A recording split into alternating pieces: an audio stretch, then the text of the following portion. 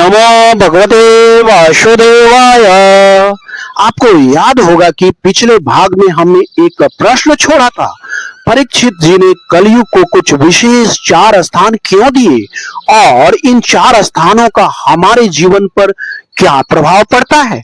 मैं कामाख्या झा आपके साथ वही महत्वपूर्ण प्रश्न का उत्तर लेकर अभी उपस्थित हूँ। इसका उत्तर श्रीमद् भागवतम अर्थात भागवत पुराण के 1.17.38 में विस्तार से दिया गया है। द्यूतंग, पाणंग, स्त्रिय, शोना अर्थात जुआ, नशा, अवैध स्त्री संग और पशु वध इस जगह पर कलयुग का सबसे अधिक प्रभाव होता है। But here is the real point. Parikshit ji ने ये स्थान इसलिए नहीं दिया कि लोग इनका पालन करें, बल्कि इसलिए कि कलयुग का प्रभाव इन्हीं स्थानों तक सीमित रहे।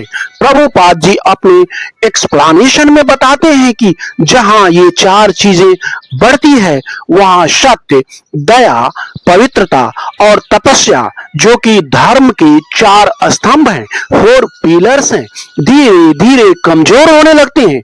जुआ मनुष्य से सत्य छीन लेता है। नशा उसकी बुद्धि और पवित्रता को नष्ट कर देता है।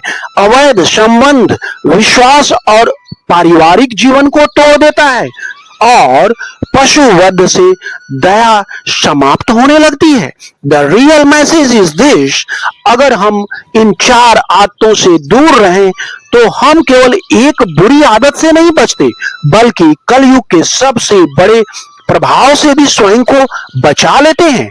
अब अगले भाग के लिए भी एक बहुत ही रोचक प्रश्न है कि आखिर भागवत पुराण में ऐसा क्यों कहा गया है कि यदि कोई भगवान विष्णु जी की या भगवान कृष्ण जी का नाम संकेत से भी ले या मजाक में भी ले या गाने के रूप में भी ले या तिरस्कार से ही क्यों न ले, तब भी उसके सभी पापों का ये नाश कर देता है।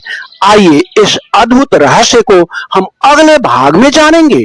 अभी जो हमने बात किया इन दोनों प्रश्नों के उत्तर के बारे में, अगर आपके मन में कुछ विचार है तो उन्हें कमेंट में जरूर लिखिए, और अगर कुछ नहीं लिखना चाहते तो बस हरे कृष्ण भी लिखकर बिना पैसा खर्च किए भी पुण्य लाभ अवश्य कमाते जाइए।